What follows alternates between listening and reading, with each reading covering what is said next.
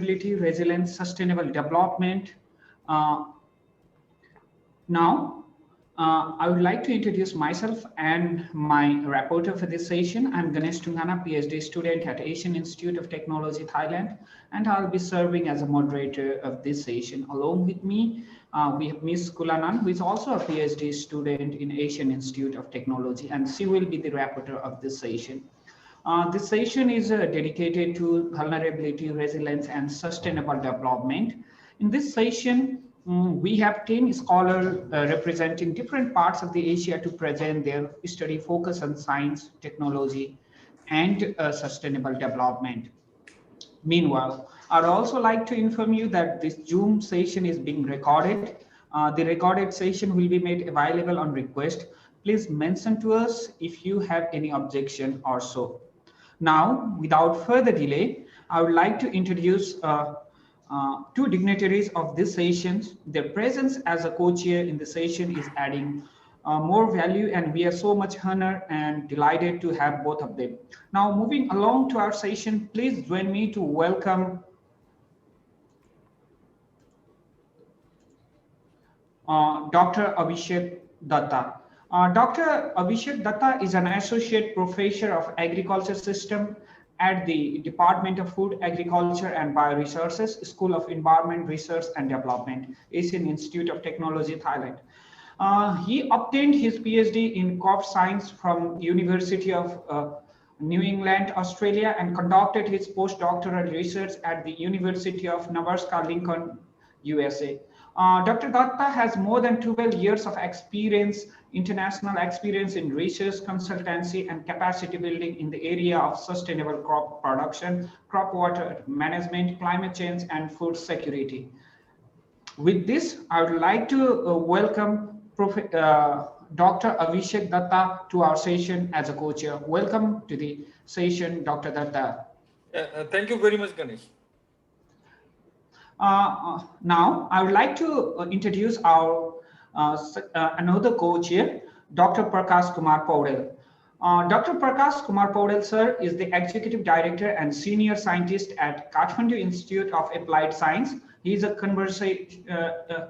conservation biologist whose interests include conservation, biography, human-wildlife interaction, conservation planning and policy, and ecosystem adaptation to disaster risk reduction. He earned a PhD in biology of ecosystem at the University of South Koima, then worked as a research fellow at the Global Change Research Center of Czech Academy of Science. Dr. Paudel contributed numerous book chapters and co-authored a widely used textbooks. His research articles have been published in several prestigious journals. Welcome to the session, Dr. Prakash Kumar Paudel, sir. We are so glad and privileged to have you with us, sir. Thank you, Ganesh. Now, our respected co-chairpersons will take over the session and will call the presenters for their presentation. Participants having any questions regarding the presentation can post their questions in the chat box, as we will have the discussion and question and answer session at the end of all presentations. Our co-chair will also facilitate the question and answer session and will provide their expert opinion on the subject matter that we will be discussing during the Q&A sessions. Over to you, co-chairs, for the further proceeding of the session. Okay, thank you very much, Ganesh. I think without further delay, so we have altogether, 10 presentations. So maybe if Dr. Prakash agrees, so I will be introducing the candidates for the first 5, and then later 5, I would request Dr.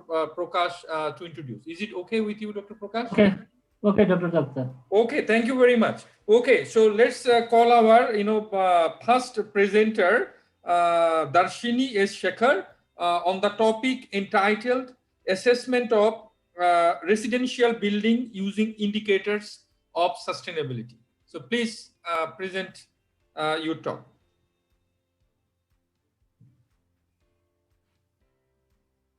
Hello, namaste everyone. I am Darshini S. Shekhar. I have completed BE and MTech in Civil Engineering. I am currently a research scholar at Presidency University, Bangalore, India. My research paper presentation is on assessment of residential building using indicators of sustainability. What is sustainable building? Sustainability is a broad concept that refers to the building which provide comfortable and healthy environment. These sustainable buildings are not just about the environment, but it also takes into account the three pillars of sustainability, that is natural resource, human capital, and economic system. Why do we need this sustainable building construction? Because every construction project is resulting in the global warming. Hence, there is important in saving the national budget and to fulfill the need of the people to conserve the natural resources for our future generation. So we have taken up the case study of a residential building in a Bangalore city, where we have done an experimental investigation on an undertaken project, where we have overviewed a site location and a type of the building, energy source, and a maintenance type, and upon which we have done a SVAGRIHA evaluation as per the criteria which are prescribed by SVAGRIHA manual 2013 version 2.2. Under the case study, we have taken into consideration the materials they have used in the building components. What is this SVAGRIHA? This SVAGRIHA is a self-assessment tool where it is specifically developed for the projects which are built of less than 2,500 square meter area. They are mostly suitable for motels, small offices, and commercial buildings. It comprises of 14 criteria. To get the rating, it is mandatory for each project to attain a minimum points in each categories, which are prescribed by SVAGRIHA. So here the researcher and a team has evaluated a conventional building. Under the evaluation, they have taken into the consideration is the materials and the lifestyle and landscaping, water and waste management, upon which they have achieved a point of 24 out of 50. So this point is saying that the building is falling under a 1-star rating. That is not even, it has achieved a rating from a SVAGRIHA. So here some of the measures like green materials and some energy conservation measures that could have been adopted while constructing are discussed here. For example, fly ash brick and an organic paint, they are the green materials. This fly ash brick, from the various literature review, we have come to know that up to the like minimum 20% replacement can be done with an OPC in the concrete. Another advantage is like it also reduces the embodied energy of the concrete. It is cost effective also. Then this organic paint can be used instead of chemical paint or a conventional paint. Why? Because these organic paints are eco-friendly paints. It has low volatile organic compounds, which impose a negligible health effects on the occupants. And then rainwater harvesting tank. This is the best and economical method one can adopt in every building, like every house. In the considered case study building, it is the total roof area was 111.48 meters square. For this much area, 74,120 liters of water can be saved annually, like rainwater can be saved annually.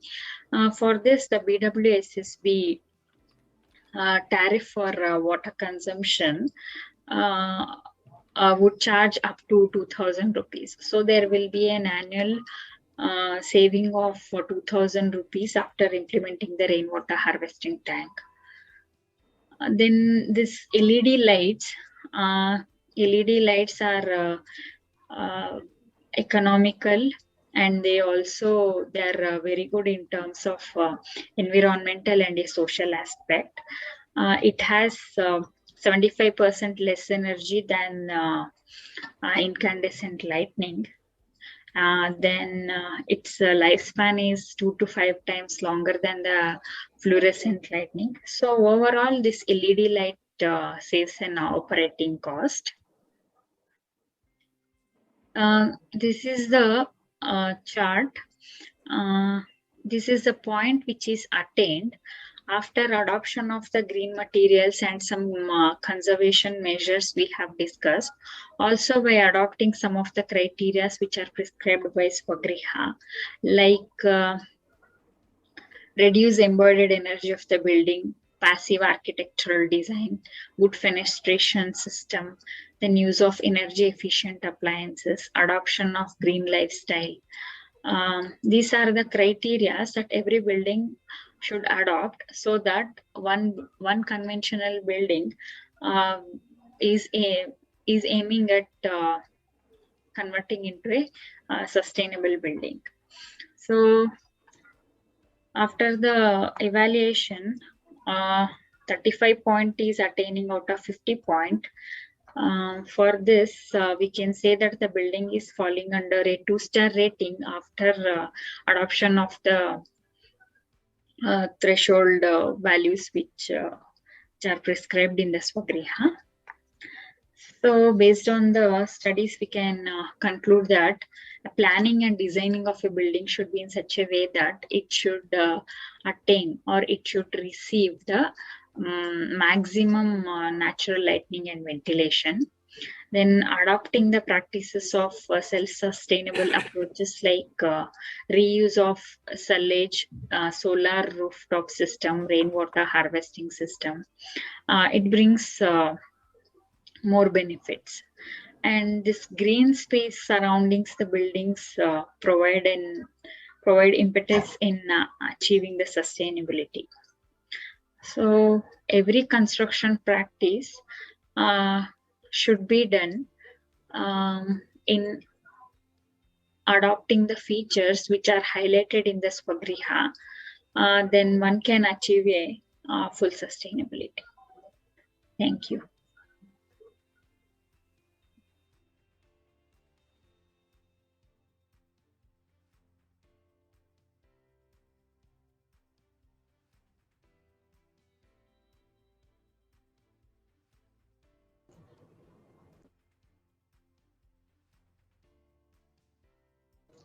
Over to you, Cheers. It is muted.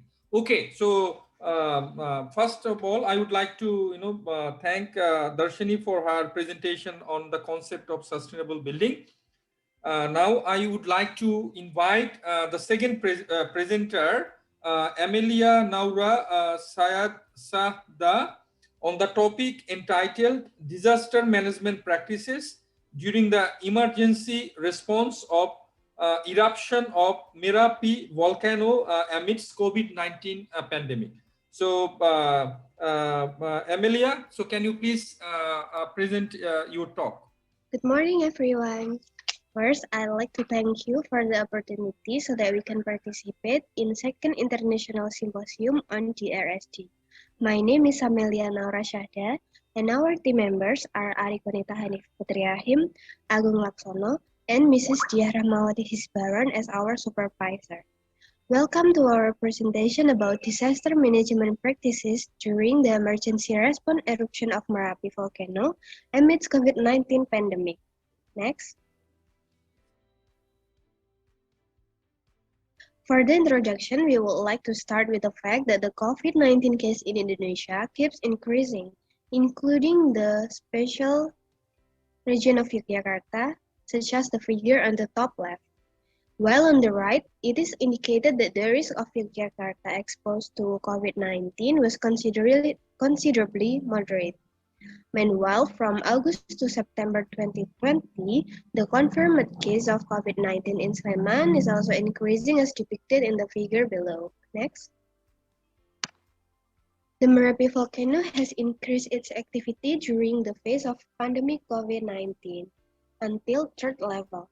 Based on the result of the evaluation of monitoring data by the Center for Volcanology and Geological Hazard Mitigation, it was concluded that the activity at the time possibly continued with an eruption. Hence, the local disaster management agency were collectively implementing the emergency response using the existing health protocols. Next. The research method is conducted with qualitative approach. In general, there are only 6 open questions delivered during interviews that still can be developed according to the agency being interviewed. The questions also consider adaptive governance theory by Dietz, Ostrom, and Stern 2003, Jalante et al. 2011, and Hisbaron et al. 2021. Data collection in this study involved in-depth interviews with key persons from the local disaster management agency of the SRY province and Sleman district, and also the disaster risk reduction platform of the SRY province. The study also used secondary data conducted from documents and official website from related agencies contain related topics. Next. When there was an increased level of Merapi volcanoes activity during the COVID-19 pandemic, the SRY government had established a disaster emergency response status. All stakeholders are working hard to develop a strategy for managing the situation so that the risk can be reduced. Based on the interview results with multiple key persons, we concluded that there are 3 important points by the government and stakeholders. There are first, dissemination information to the public. 2, modification disaster management practices of the Merapi volcano eruption, and 3, adaptation and efforts to face the challenge ahead related to the Merapi volcano eruption during the pandemic COVID-19. Next. Okay, for the dissemination of information, the activities of the Merapi lava dome is well monitored by the seismic network operated by GVGSM. It is always being updated on their social media such as on Instagram, Twitter, portal news, and website. Well, for information update about COVID-19 in SRY, it is also can be accessed through the local government website, in COVID-19 dashboard, and social media.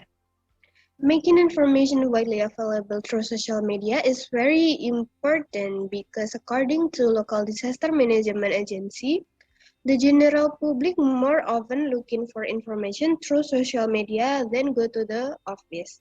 Next. Local disaster management agency have formulating sister school and sister village program to be applied during the emergency. Long before the pandemic. The mechanism for the sister school program is a form of collaboration between 2 schools in affected village and other in unimpacted village. While the sister village program is a form of cooperation between 2 or more villages, but during pandemic, it has not been implemented yet because the school is based on online learning. So there are 2 health protocols applied during the emergency response, which are the health protocol for officer and the people who are evacuated on the evacuation barracks. So on the evacuation barrack, there are shelter using a cubicle system measuring 1 × 2 meters, such as figure on the right.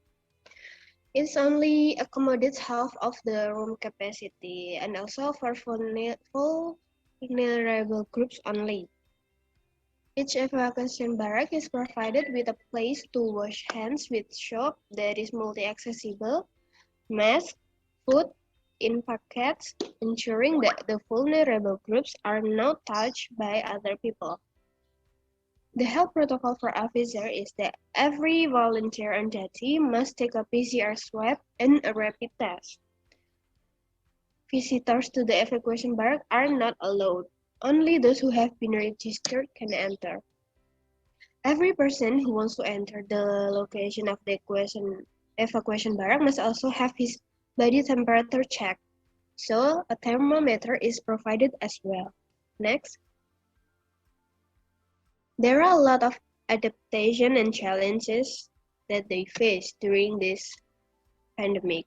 So the biggest challenge, according to the local disaster management agency of SRY, is to face 2 emergency response at one time. Next. In addition, this study also tries to analyze the spatial distribution of the evacuation barracks to the COVID-19 referral hospital service area in Sleman Regency SRY. The results of this is it can be seen that there are still many evacuation barracks locations that have not been reached by the COVID-19 referral hospital, red-colored road network. The thing that needs to be considered for future are preparedness and maintenance of the evacuation barracks, priority of the barracks to be used, and third, preparation in the west and central Sleman area. Next, for the conclusion, several practices were made during the COVID-19 pandemic which coincided with the increased activity of Merapi, such as on the PPT below. And that's all for our presentation.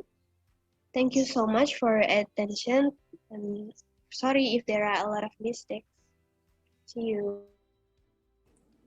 Yeah, thank you very much, Amelia, for your presentation or disaster management practices in the context of COVID-19 pandemic. So now I would like to request Satvik Patnaik to present his talk on mitigating caste-based exclusion in post-disaster relief operations in India.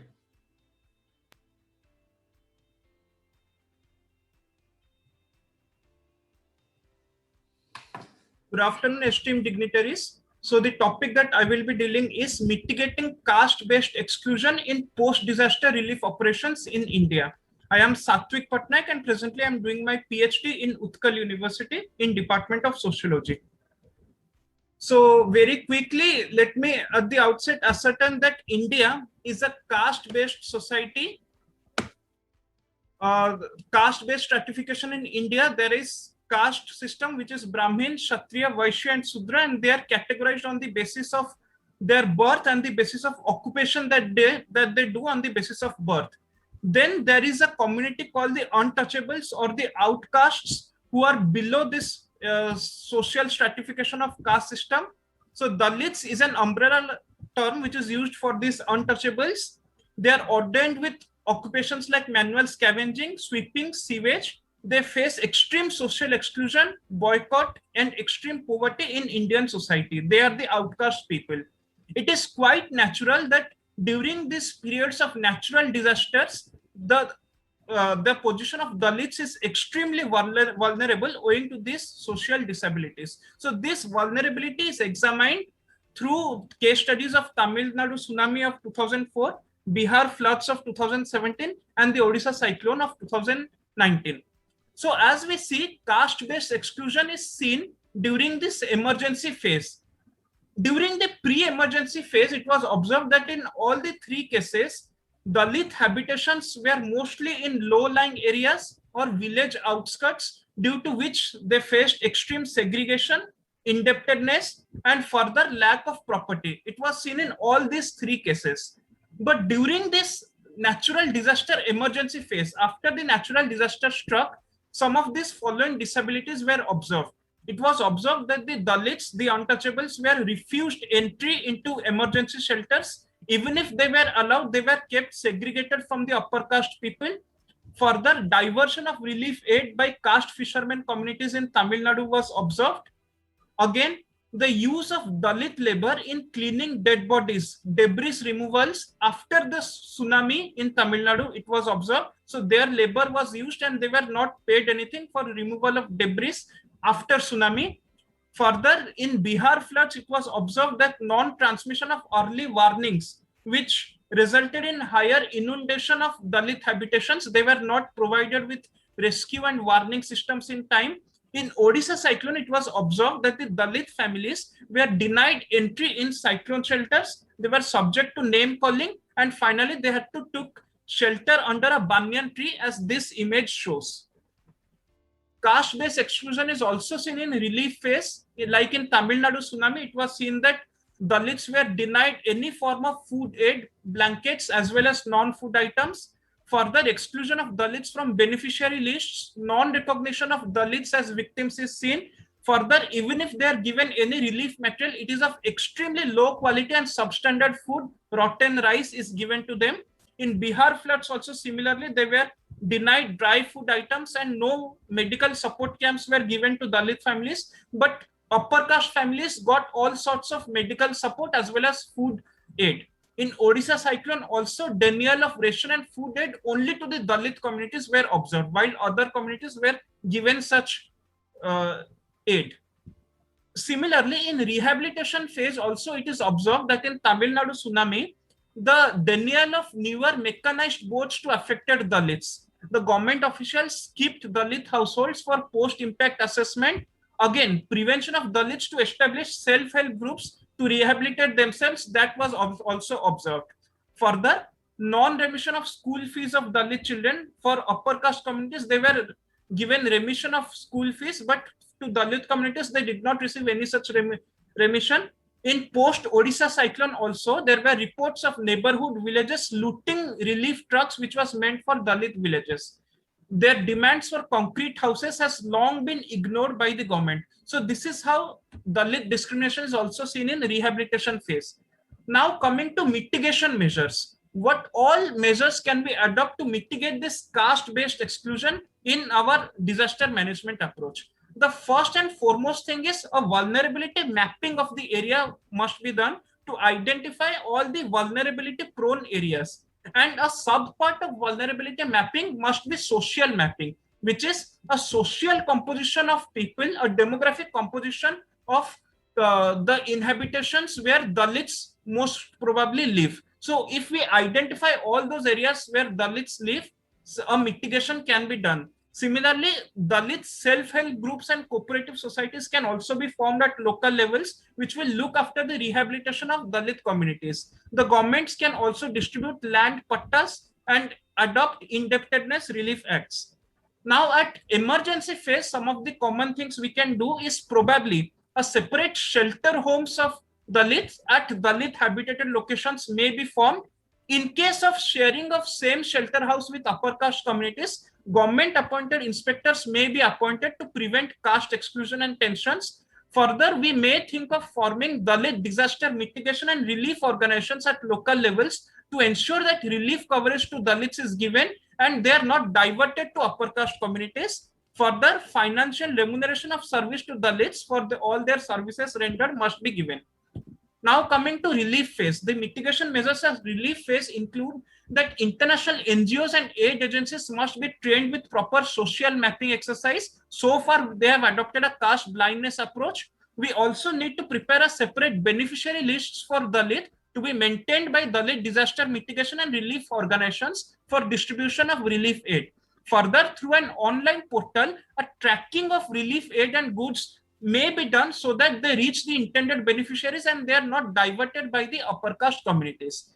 After that, specific measures like school fees remission, distribution of books must be extremely inclusive and include the Dalits. Finally, mitigating caste exclusion at rehabilitation phase is our aim must be creation of livelihood rather than replacement. Through special schemes like Manrega, special reservation for Dalits may be done to provide them financial remuneration. Youth volunteers may choose to run special evening classes at Dalit habitations on all the structural and non-structural DM approaches, disaster mitigation approaches. Further, in housing reconstruction, stilt houses made of bamboo in flooded areas or pyramidal roofed houses in cyclone-prone areas must be given a center focus by the state and local governments to prevent exclusion and to enhance their protection. Further, village development committees with adequate Dalit representation and regular cluster meetings also may be organized. At the end, I must say that India is a responsible country, and as a signatory to ICCPR Sendai framework, we must adopt an inclusive approach in the disaster mitigation and ensure that Dalits are properly included in disaster mitigation approaches. So with this, I sign off. Thank you.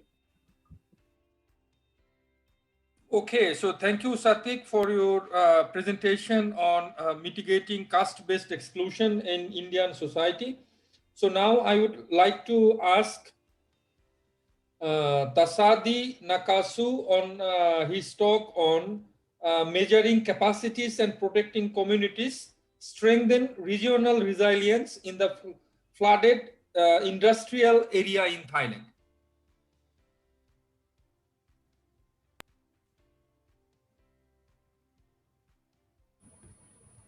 Hello, I'm Tasadi Nakasu from Chulalongkorn University. Hello, I'm Tasadi Nakasu from Chulalongkorn University. Today, I'm going to talk about measuring capacities and protecting communities. A background, it assumed that information sharing and inter-organizational cooperation was critically lacking. The central government protected Bangkok, while Royal Irrigation Department prioritized protecting agricultural areas. Industrial parks, estates with high property values and surrounding local communities suffered most. Based on the literature, and based on the fact, the project, a Japanese ODA program, SATOEPS program, was established.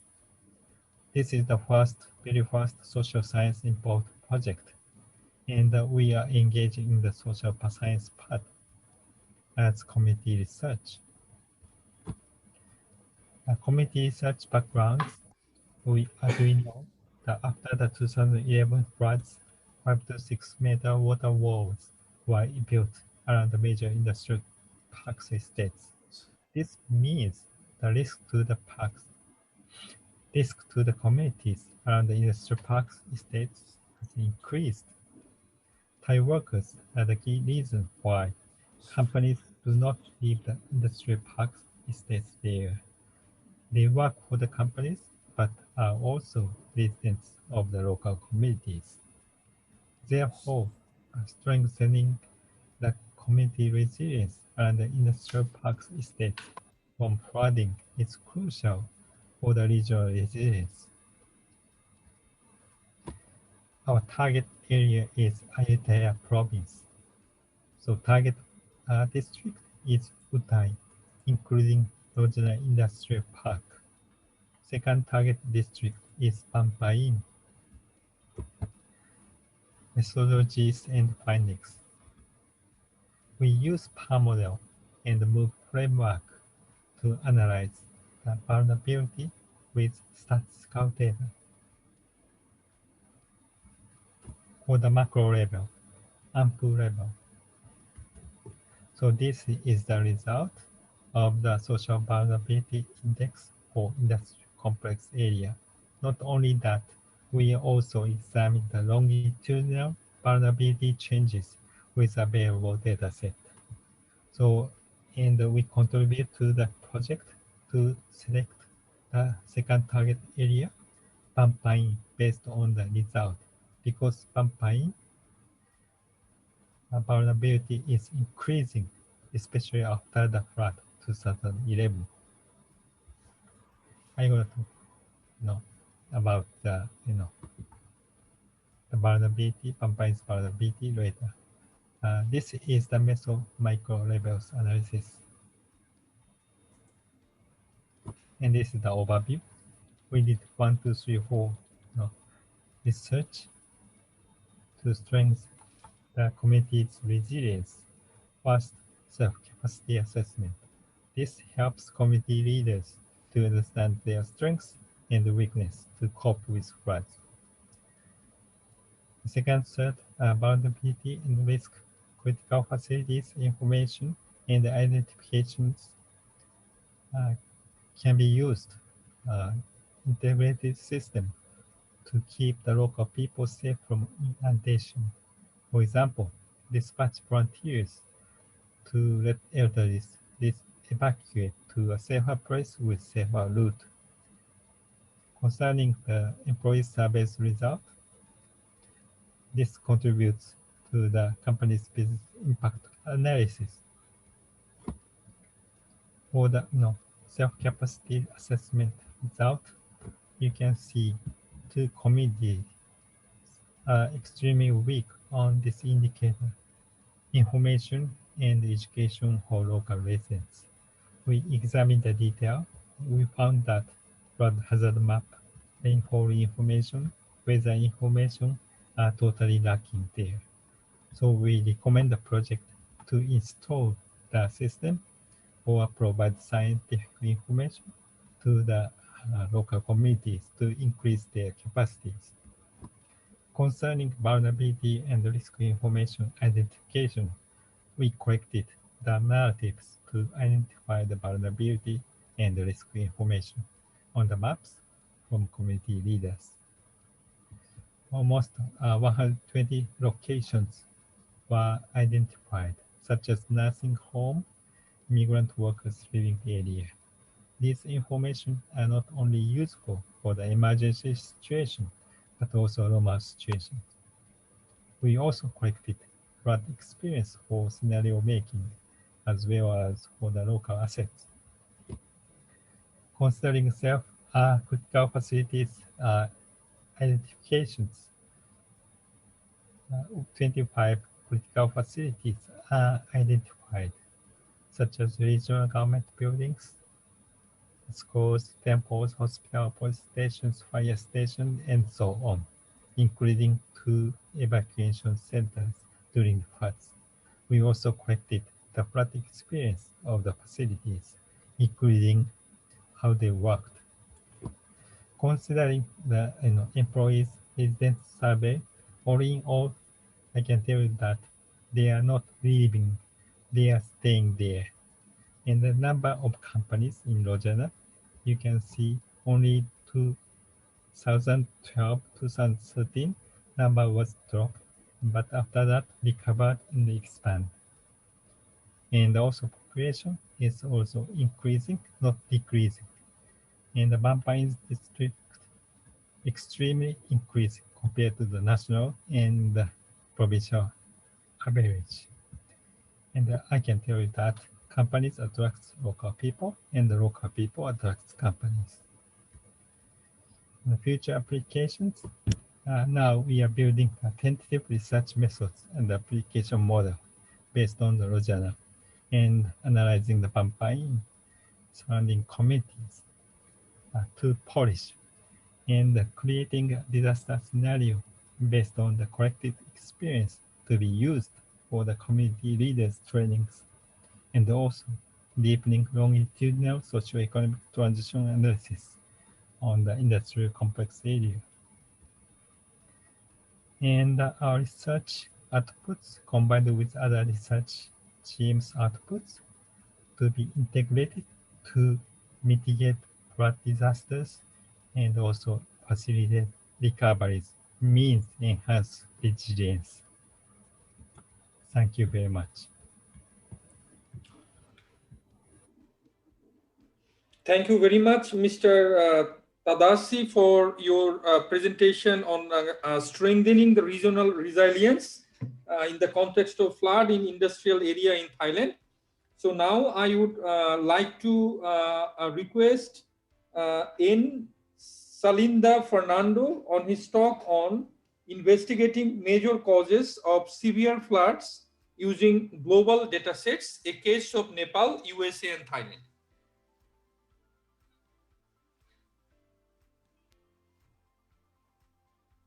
Respected committee members, participating researchers, and ladies and gentlemen.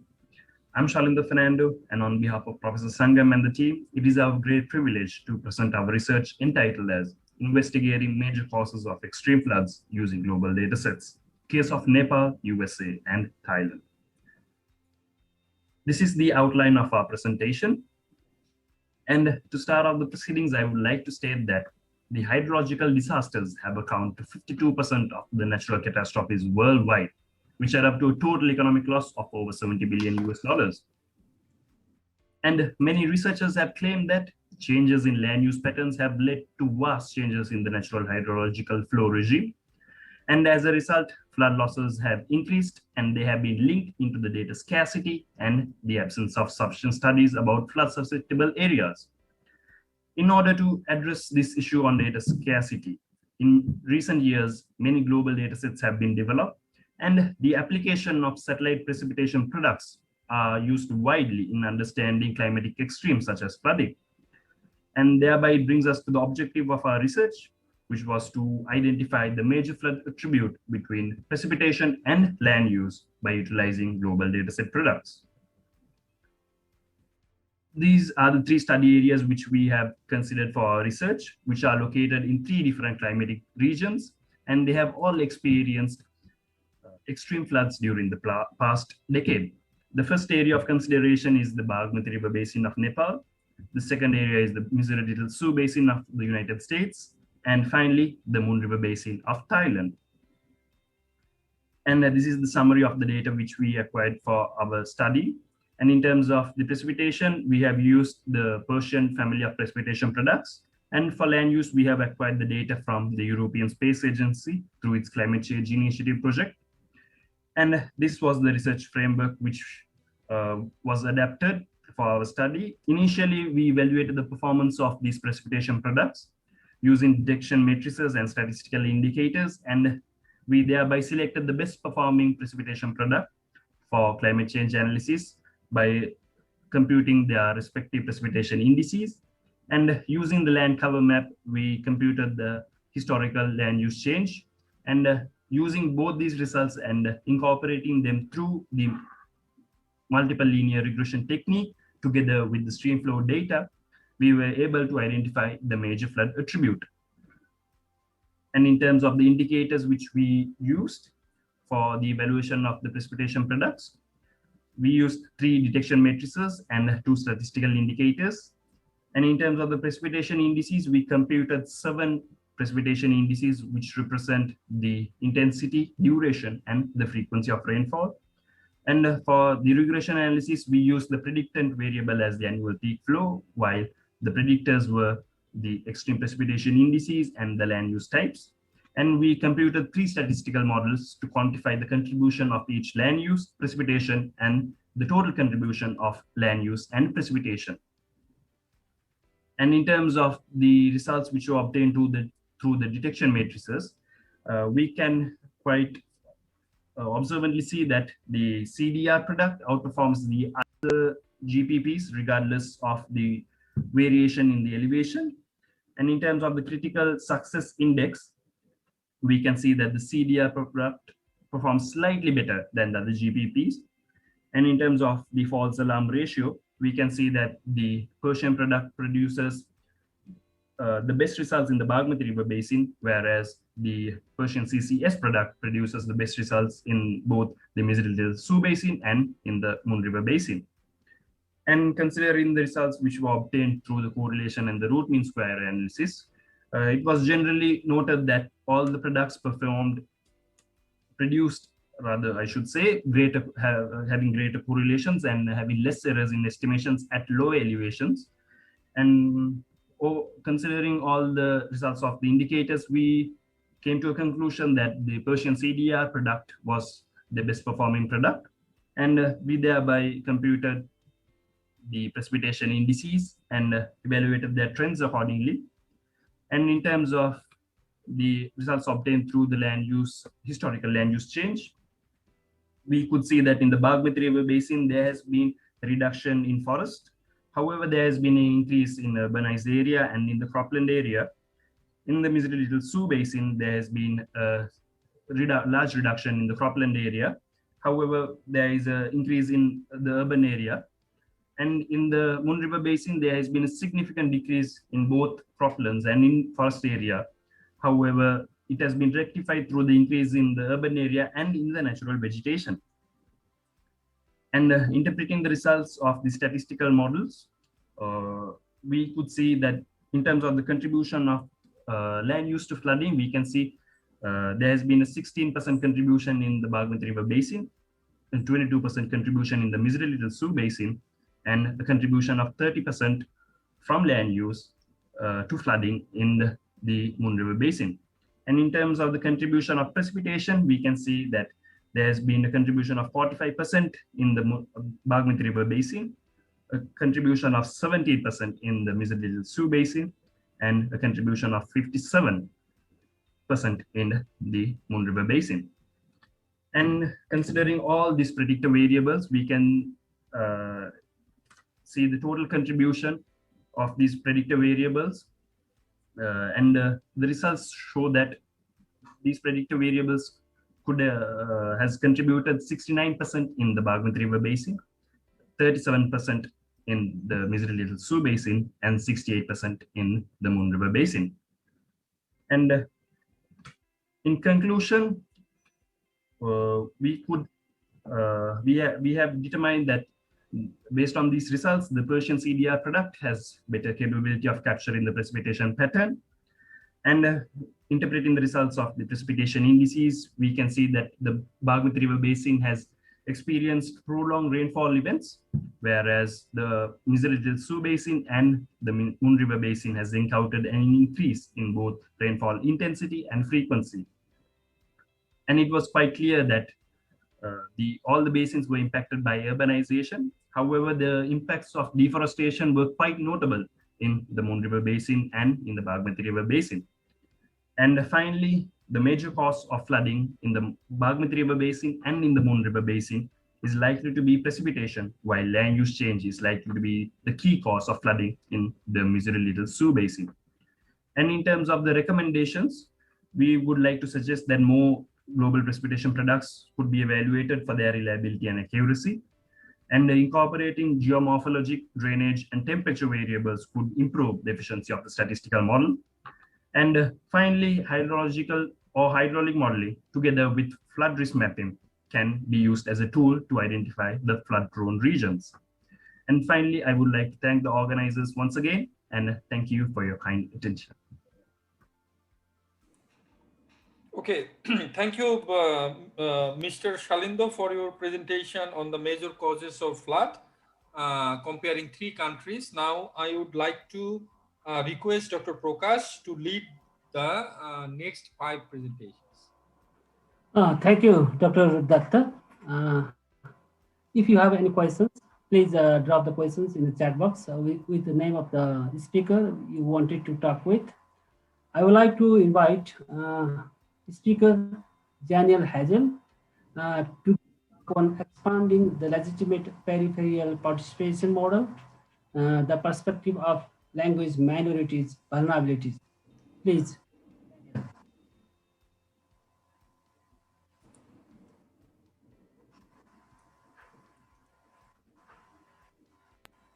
Daniel, okay.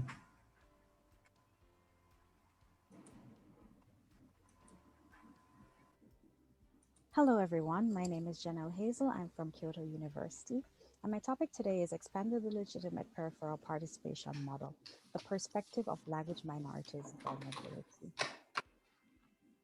This is the format of my presentation today. The world is experiencing major social and environmental transformation that impose adaptation challenges for cities and regions. We're seeing where natural hazards are increasing in frequency and intensity all across the globe. At the same time, international migration is accelerating, and societies are becoming more diverse culturally and linguistically. Migrants, ethnic minorities, and people from culturally and linguistically diverse communities are often more vulnerable to natural disasters due to cultural differences and limited proficiency in the dominant language. This situation underscores the importance of disaster education and targeted disaster risk communication, as these barriers pose significant challenges in communicating disaster risks to language minorities. A key component of disaster risk communication is that no gaps should exist between the receiver and the sender. What this means is that messages must be clear and understandable. In terms of disaster education, researchers as well as authors have said that knowledge should be a mutual interaction between experts and non-experts, and we should try to move away from the top-down approach as much as possible. Language minorities, because of their lack of language abilities, are definitely at risk, especially in countries or regions that are disaster prone. A lot of focus is placed on vulnerable groups, namely women, children, the elderly and the disabled and so on. But some groups that are vulnerable are not taken into consideration as much. We're seeing where there are a lot of non-structural measures to strengthen community resilience. And we see where Agenda 2030 speaks of leaving no one behind. However, most DRR policies and plans fail to mention language minorities. And this is interesting because language is very crucial for effective and inclusive disaster risk communication.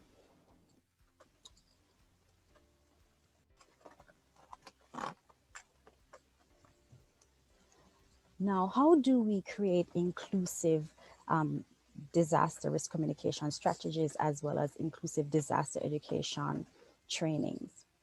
Now, 30 years ago, Lavin Wegner created a theory called, or model called, the Legitimate Periphery Participation Model.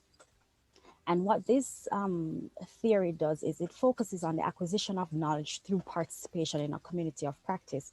And a community of practice is really just a group of people who share a specific social practice. And that social practice could be anything, really. And it really is based on a newcomer entering the communities of practice, and over time, through engagement, interaction, collaboration, and learning knowledgeable skills, they become more knowledgeable and experienced in that said social practice. And basically, they end up becoming experts. Now, the LPP has been applied across several disciplines, including disaster management. And because it's a very flexible model, it can be applied, and it speaks to how knowledge is transferred, which can be applied to disaster training and activities, where awareness and preparation knowledge transfer is at its core. Now, learning takes place among members, and this can be applied to risk information, where participation fosters legitimacy and trust between the experts and the non-experts. This theory also mirrors how experts can engage non-experts as it relates to disasters and create a situation where mutual learning actually takes place.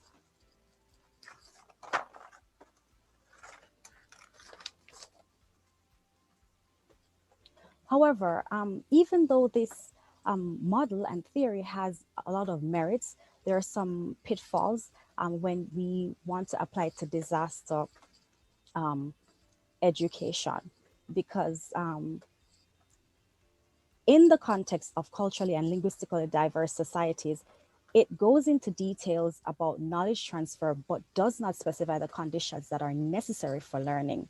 And it does not consider language barriers and knowledge transfer to isolated individuals and groups.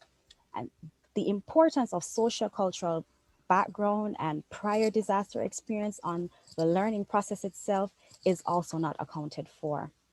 So another area too is that it does not say how we can stimulate engagement and participation in the learning process. So for this reason, I have sought to expand the model to address the vulnerabilities of language minorities. And the first thing that I have gone ahead and done is include considerations. So when engaging a new participant, which would be in this case the language minority, certain considerations have to be given. For example, language, sociocultural background, and prior disaster experience. And I've also sought to include another member, which is a full participant or a broker. And this is somewhat like a middleman in between the new participant and the old participant or the expert. And this person acts as a language broker or a cultural broker in this communities of practice. And this person also will enable the learning process, the disaster education process to be a more seamless one. All of this is done through engagement, collaboration, and learning of knowledgeable skills, which the original model has. And I also sought to include mutual negotiations, which means that negotiations are ongoing in terms of the social practice. So in conclusion, communities of practice can be utilized as tools in disaster education and disaster risk reduction, but considerations have to be given to language, sociocultural background, and experience. Now, through the encouragement of communities where engagement and participation are central and objectives are clearly defined, communities can become more inclusive and thereby strengthening resilience. Understanding disaster risk and having the tools needed to prepare for disaster will aid in creating a snowball effect and hopefully encourage taking preparatory actions. Language has the potential to clarify, but it also has the power to create ambiguity. And ambiguity in risk communication and disaster education is a slippery slope, especially for language minorities. The LPP does have its merit. However, an expansion is definitely needed to suit the current state of societies, which are now very diverse. Thank you for your attention, and I welcome any questions. Thank you. Thank you, Daniel, for your very interesting talk. I would like to invite another speaker, Chicho Otsai, to give the talk on windbreak snow walls in the mountainous village of Japan, a case study of Hongu district, Tanabe city, Wakayama prefecture. The floor is yours, Chicho. Hi, I'm Chiho Ochiai from Graduate School of Global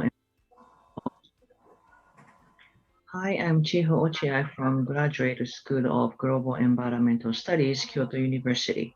Today, I'm going to present the windbreak stone walls and some other ways to cope with the regional strong wind in the mountainous village of Japan.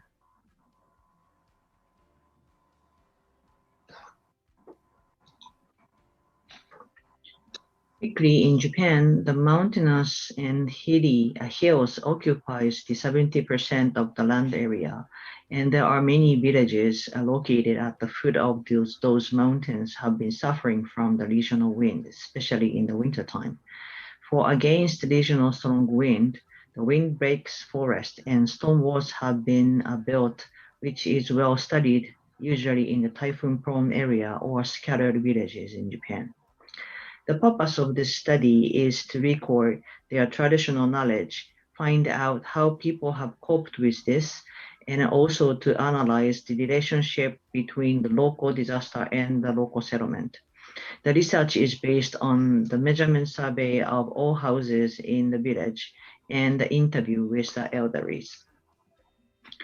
So the study site, the Tsuchigoya area, is located at the foot of Hatenashi mountain ranges on the steep slope surrounded by the mountains and the Kumano River meandering around the village. The village in the red circle has been suffering from the wind from the north. Also, it is believed that the wind hits the mountain on the opposite bank and create the blowback from the east side. It can continue to blow all night for 3 to 4 days and the strongest in the winter, as well as during the typhoon season when the wind blows from the southeast. In Japanese, this regional wind is called oroshi, usually together with the local mountain name. So here is called Hatenashi oroshi. This area used to have many raftmen who made a living assembling the rafts out of the logs that floated from the upper stream of Totsukawa village and transported them to the Shingu. First, the measurement of coping with this strong wind. The trees were planted in a row on the north side of the residential area, served as a protective windbreak forest. The houses in Tsuchigoya was built on the curved steep slopes to form the village, and the few houses were originally built on the horizontal land. All houses were built by digging up the slopes to create the flat plot of the land. So these photos show the typical stone walls built to protect their houses in the north and east side. As you can see, the height is about 2 meters or more, and the width is around 0.8 meters in the top and 2 meters on the bottom. The people took stones from the nearby dry riverbed where they have abundant of stones in large and bit rounded shape. The traditional way of piling up the stone are used to strengthen the walls. The large size river stones are used to north side and entrance side to cope with the strong wind that blows back to the mountains on the north and east side. It looks attractive and is larger in size. On the other hand, the smaller stones were used in the back side of the house and roughly stacked. So I conducted all survey measurements and analyzed the height, the length, width, location, and types of stone used. All 53 houses had some kind of stone walls, concrete block walls, or a combination of both. Among them, 35 houses has the traditional stone walls. Among the four sides of the house, the most of the houses had the stone walls on the north and east and west side, but the east side often include the foundation, whereas the west side often featured the retaining walls. So this is the list of the stone walls of each side of all 53 houses. The stone walls varied in size, but on the north side, the lowest and highest ones are 0.8 meter and 4.5 meter respectively, including the foundation. The width of the stone walls usually ranges from the 0.8 to 1.5 meter. As shown in the right-hand side figure, this village can be divided into 3 sections. Each section has a different backgrounds of the settlement. Houses were concentrated on the upper and the bottom of the section before, and the middle section where the strong wind hits most used to be the field of mulberry plantation. So most of the houses in this middle section were built after the 1953 floods.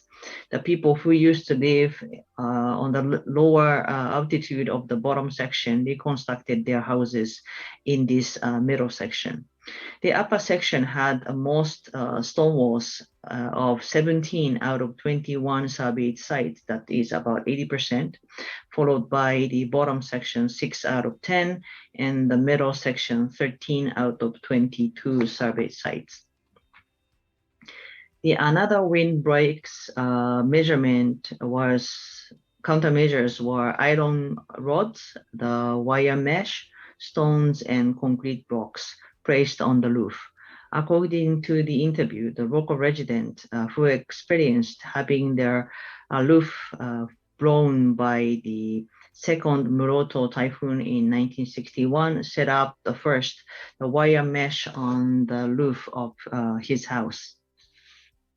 And now most of the houses have this mesh or iron bar on their roof. So as a conclusion, these measurements have been developed under the influence of such factors as local topography, the weather condition, the resources availability, and the social condition and changes, and even flood damage.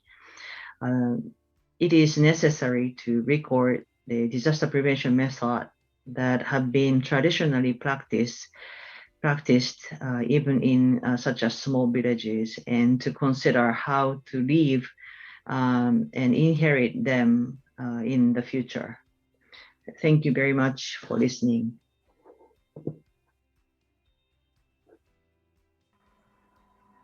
Thank you, Chicho, for presenting such a nice talk about how traditional and local knowledge help to reduce disasters with the case study of Winnipeg.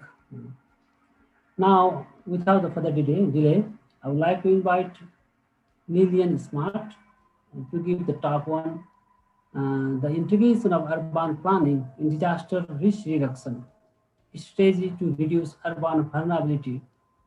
Please, floor is yours.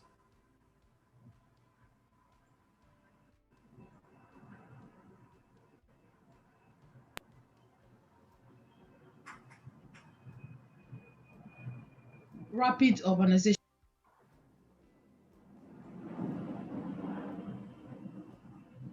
Rapid urbanization. It is no longer news that there has been an unprecedented rate of urban population growth ravaging different countries of the world today. A kind of population that is occurring in cities without adequate and proper planning. In fact, statistics demonstrate that 50% of urban population already lives in cities, and it is projected that the future of the world population is urban, as it will grow by 2.5 million from 2018 to 2050. Yes, rapid urbanization has an interrelationship with disaster occurrences. Not because the urbanization is rapid per se, but because most of this urbanization occurring in different parts of the countries, especially developing countries, are both unplanned, uncontrolled, and unstructured, unexpected. Unplanned, uncontrolled, and unexpected. In fact, literature revealed that as urbanization increases rapidly, urban disasters equally increases rapidly, meaning that urbanization can affect disaster severely as disaster can affect urbanization. How? Because of the lack of planning, in most of these cities, urban planning, it makes it easier for people to build where they want, how they want, what they want, live where they want. In fact, as you saw in the previous slide, a pictorial representation of an urban center that is densely populated is a kind of an eye-opener to show us that in that kind of city, people don't mind living in disaster-prone areas, in flood-prone zones, in those areas in the city that we are not supposed to be inhabited in the first place, thereby fueling disaster. It is important for us to talk a little bit about disaster and its consequences. Disaster is made up of two types. There can be natural disaster, there can be man-made disaster. I don't want to delve into that in details. What I want us to pick is that disaster causes significant losses, destructions, and death. In fact, on death alone, statistics show that an average of 82,000 people is killed annually by disaster. Yeah, and there are other consequences that are attached to the occurrences of disaster in countries. It leads to forced displacement, increased death, it leads to environmental loss, economic loss, material loss. Disaster leads to the destruction of built and natural environment. A lot of consequences as demonstrated in this framework. So that is to say that disaster does no one any good. Now, what is urban planning? Now, what is urban planning? There may not be a specific definition of urban planning, but it's a process of developing and designing urban areas, regulating the use of open land, air, water, built natural environment, communal spaces, and so on and so forth. In a nutshell, urban planning can be defined, as the name implies, can be defined as an art of planning the urban areas to make it livable, create resilience, and reduce urban vulnerability. The paper argues that integrating urban planning DRR will help to reduce urban vulnerability. The findings demonstrate that the integration of urban planning DRR will in turn bringing the roles of urban planning together with the role of disaster risk reduction. The integration shows that urban planning through strategy planning, we create urban resilience, and disaster risk reduction through risk reduction measures, we create urban resilience, and both of them will team up together to reduce urban vulnerability. Thanks for listening. Questions, please. Thank you, Lily, for the nice presentation. Without further delay, I would like to invite our next speaker, Sujata Kodak, to give the talk on the resilience to earthquakes and flood through the spatial planning, a ward-based study in Pune city, India. The floor is yours, Sujata.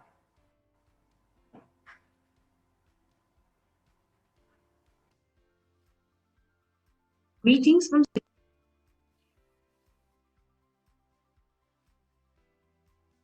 from Sujata Kodak, research scholar, Jamshedji Tata School of Disaster Studies, Tata Institute of Social Sciences, Mumbai, India. I thank for this opportunity to present my paper in Second International Symposium on Disaster Resilience and Sustainable Development. As we are here today, mid-pandemic and racing towards what we call development, it is time for us to pause and look back if we are on the right path. We live in cities, densely populated cities, with overarching image as providers, losing out on some basic provisions like safety. Our cities need to rethink on the concept of planning. Disaster risk in urban systems emerges from spatially relevant hazards. As spatial planning is conventionally a top-down approach, the planning process on its way keeps neglecting the local knowledge of the communities. Enhancing community resilience is a key to building cities by acknowledging their perception of risk. Thus, the objective of this paper is to study how spatial planning of an area impacts the disaster resilience of the communities. The study adopts participatory approaches and examines through a case study of the Pune city in India. Pune city is located in the state of Maharashtra, India, 250 kilometers from Mumbai. The city is vulnerable to riverine and urban flooding. Pune lies in Zone 3 of earthquake zones of India. The city is divided in 15 wards for administrative purpose. The study was conducted in 2 wards of Pune city, namely Kasba Pech Vishram Bagwara ward and Dhankavdi Sahkarnagar ward, which are high-risk wards in disaster management plan of the city. The study adopted focus group discussions to understand the perception of the community on special planning components. The components selected are population, land use, roads, open spaces, physical infrastructure, and critical infrastructure. These components have high impact on resilience. 8 focus group discussions were conducted, 4 in each ward, with 20 participants in each group from different economic categories. The table shows the special planning components, indicators, and its description. In the focus group discussion, all the participants were briefed on the concept of special planning, hazards, vulnerabilities, and community resilience. Through the discussion generated, participants were requested to assess vulnerability in routine and emergency scenarios. The response received from the community participants varied as per their economic categories. This figure is used as an example to show the response from the slum dwellers of the Nankavli ward. The responses were like, there are too many people in vehicles, sometimes suffocating, losing privacy. Houses are of tin shed or brick masonry, sharing walls with each other. Our houses may not stand an earthquake. In heavy rains, water enters houses and there are no storm water drains. Since the construction of the flyover in the vicinity, waterlogging problems have increased. These are some types of responses that were received. These responses were noted and the participants were requested to map their vulnerability on low, medium, high, and very high scale. The aggregation of vulnerability was assessed for positive or negative impact on resilience. The results of the above study points out the study participants acknowledged the ground realities of the existing distribution of densities, demographic composition, and vulnerable sections of populations. This understanding is important for establishing a framework for planning components for future investments and safety. The top-down approach of special planning needs to balance land use decisions and strengthen the allied infrastructure in existing land use to build resilience. The study participants recognize high vulnerability due to inappropriate road networks and traffic conditions. Special planning should consider the performance of these lifelines in earthquake and flood scenarios and take developmental decisions to enhance resilience of communities. Further, special planning decisions need to consider quantum, distribution, and safe accessibility of open spaces. Availability of open spaces alone cannot increase resilience of the community. Safe access from each household is important. The participants recognize the vulnerability due to poor built infrastructure and services. The need is to acknowledge the ground realities and strengthen governance and implementation of building regulations. The challenge lies in utilizing the critical facilities to its potential in emergency scenarios. The supporting arrangements like road accessibility, disaster-safe built structures, and allied services need to converge with critical infrastructure facilities. The local governments need to acknowledge the hazard knowledge contributed by the communities and reinforce the special planning process to achieve risk reduction. Some concluding remarks. The decision-making process impacts the special planning, which in turn impacts the resilience of the populations. The accumulated risk of the past year's activities will aggravate the disaster risk of the community, weakening their resilience. The economically weaker sections have more vulnerability to disaster risk due to their spatial locations and limited accessibility to share community resources, thus reducing their resilience. The inappropriate management of civic issues increases the factor of vulnerability in emergency scenarios with other influencing factors like poor governance, lack of political will, and shallow vision of city development. Moving forward, the study has attempted to bring community perception on resilience to special planning perspective. There is further scope to bring in different dimensions and develop methodologies to capture the community perception and integrate it into decision-making process. This bottom-up approach would lead to enhancing the resilience of the communities, making special planning as an important tool for building resilience. Thank you.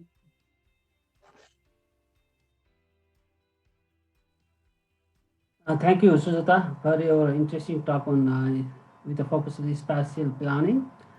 Without further delay, I would like to invite our last speaker, Boredi Surya Prakash Reddy, to give the talk on hydrogel application in paddy cultivation to mitigate drought impact in semi-arid region of India.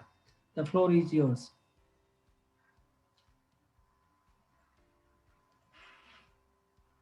Hello, welcome all. My name is Surya Prakash. I am from India, Karnataka. I am research scholar in Christ deemed to be University.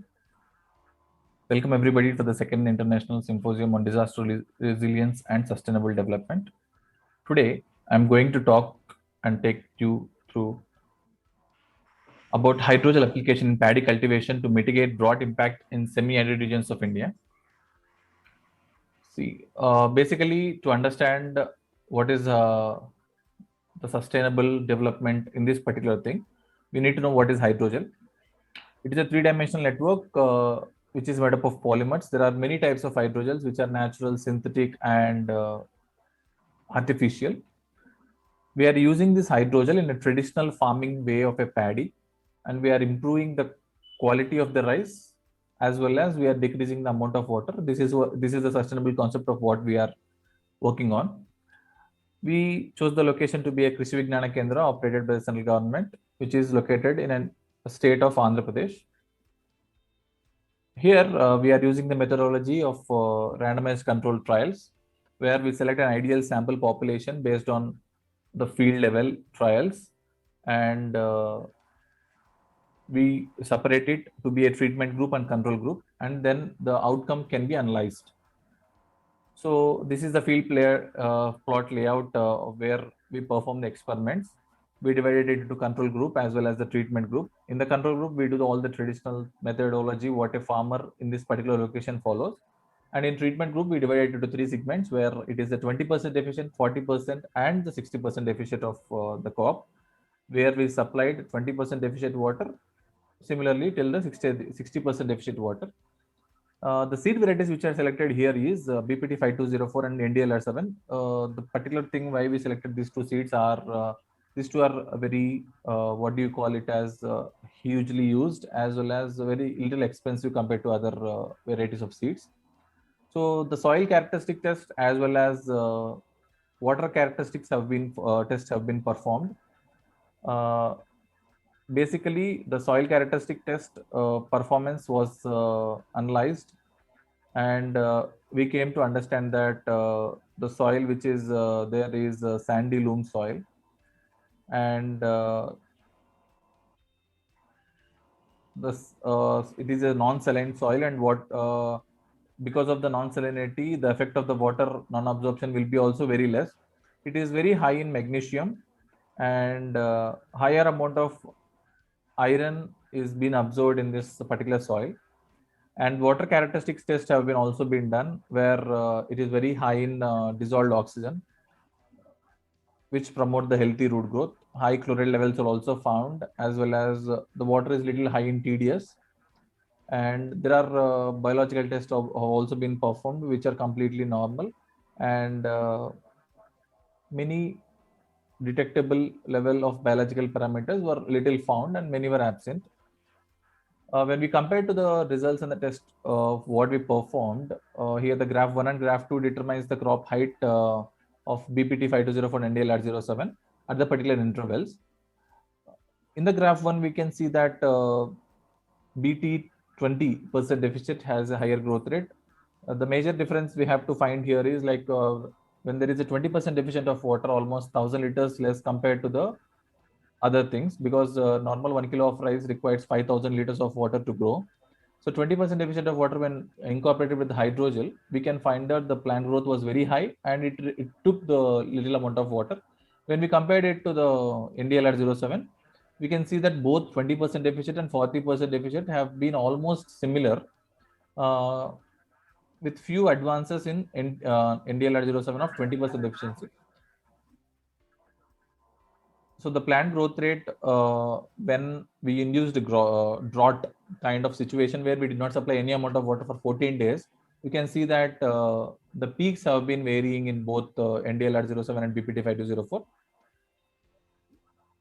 The plant growth have been very abnormal, and it has been at a peak stage during the 60 to 80% growth rate time, where the plant have maximum amount of capabilities to go through.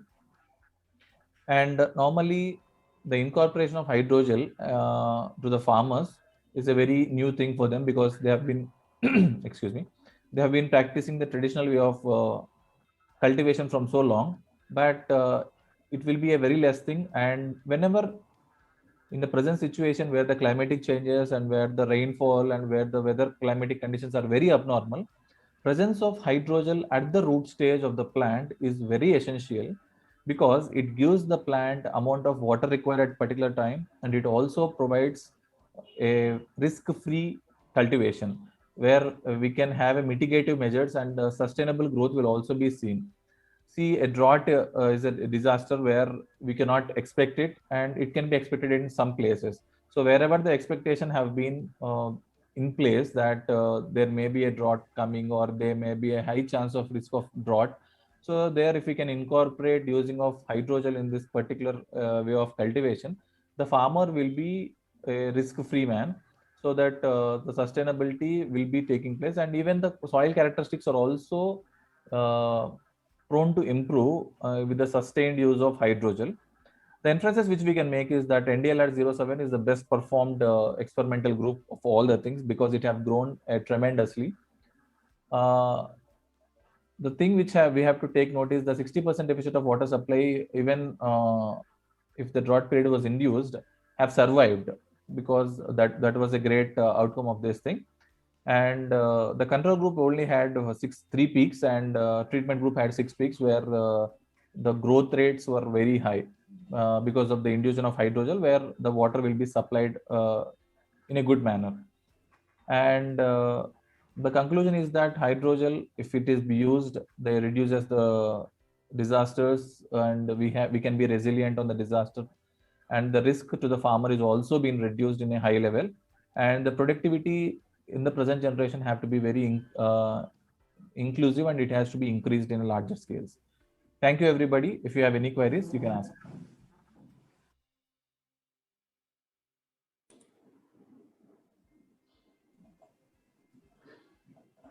Thank you, Surya Prakash, for your nice presentation. Now we have a 15 minutes, around 15 minutes to take a question. If you have any question, please drop in your chat box. I can see few questions. There is one question from Bisso to Chicho. The question is, did you investigate the knowledge theories that shape the development of the local indigenous knowledge strategies? If so, could you please share some highlight? Chicho, are you there? Are you able to give some answer?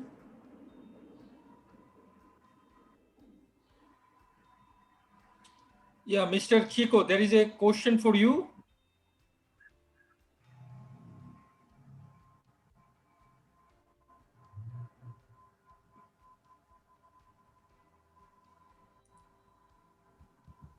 I think she's not.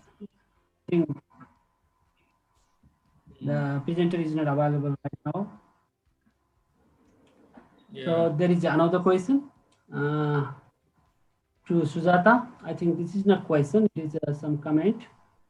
Some special illustration and presentation with the discussion are not captured. I think this is a question. So Sujata, do you have any comment on this suggestion? Yeah, your sound is mute, please. Unmute it first. I'm so sorry.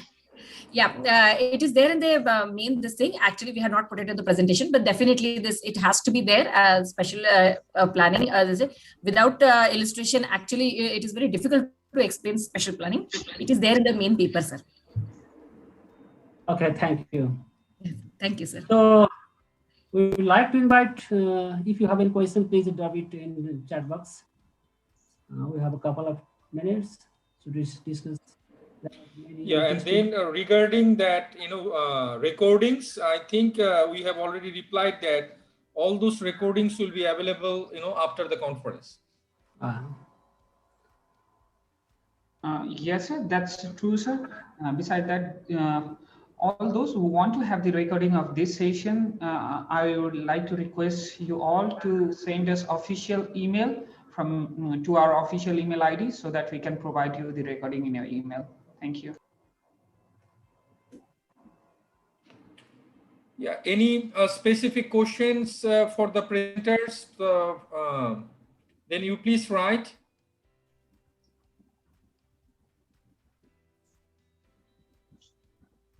I think we don't have questions.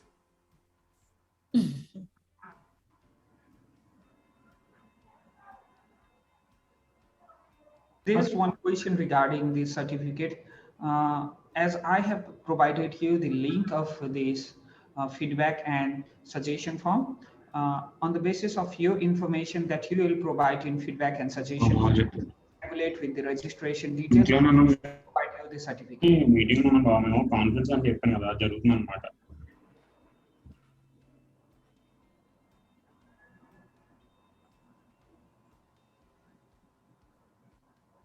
Yeah, Ganesh, can you repeat? I think we could not hear regarding the certificate. Regarding the certificate, sir, I have provided the link for the feedback and suggestion form. On the basis of the information that will be provided in the feedback and suggestion form, we'll generate the certificate, triangulating the information that has been provided in the registration detail.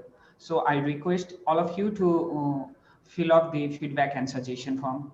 So that means if they fill that feedback form, they will be receiving certificate, right? Yes, very true. Okay. Okay, there is one comment. Please, I'm unable to open the form. Okay, so we don't have questions. So it was very nice talk, and there are a lot of interesting talk from different perspectives. Some are the social perspective and economic perspective, and I really enjoyed to see the different corner of world. I would like to ask Dr. Abhishek Datta to wrap up this session and conclude it. Dr. Datta. Yeah, thank you, Dr. Prakash Paurel. It is a great pleasure working with you today in the technical session 15, Vulnerability, Resilience, and Sustainable Development. So first of all, I would like to thank all the participants. We had 10 participants today. So, and the discussions were also important in the context of climate change, in the context of, disaster management and resilience. So with all these things, so I would like to thank everyone, and special thanks are also extended to the session moderator, Ganesh Dhungana, and then the rapporteur, Kulanan. Okay, so thank you very much, everyone. And then if you have any specific questions, any queries, you are always welcome to ask us. And I hope that you also enjoyed this wonderful, afternoon. And please keep in touch, and with specific queries, so you please keep in touch with us. Thank you very much, and thanks also to Dr. Prakash Paurel. Thank you, Dr. Abhishek, for being with me at this important conference. I also thank to organizer and Dr. Indrajit Pal and all the presenters. Thank you. Have a very nice day. Okay, thank you very much. Okay, with this, we have come to the end of the session, and I would like to thank our co-chair, Abhishek sir and Prakash sir. Thank you so much for your time. We had a very interactive and fruitful session. Now, I'd like to request all to be present at our next session. We'll be hosting our technical session 19 in this hall 3 at 5:30 Bangkok time. Our next session will be also focused in vulnerability, resilience, and sustainable development. In our next session, we'll have 10 different papers that will be presenting by different scholars across the Asia. So requesting all of you to be present on our next sessions. I would like to conclude this session. Thank you all. Thank you, co-chair. Thank you, presenter, and thank you, participants, for your valuable presence. Thank you. Thank you. Thank you.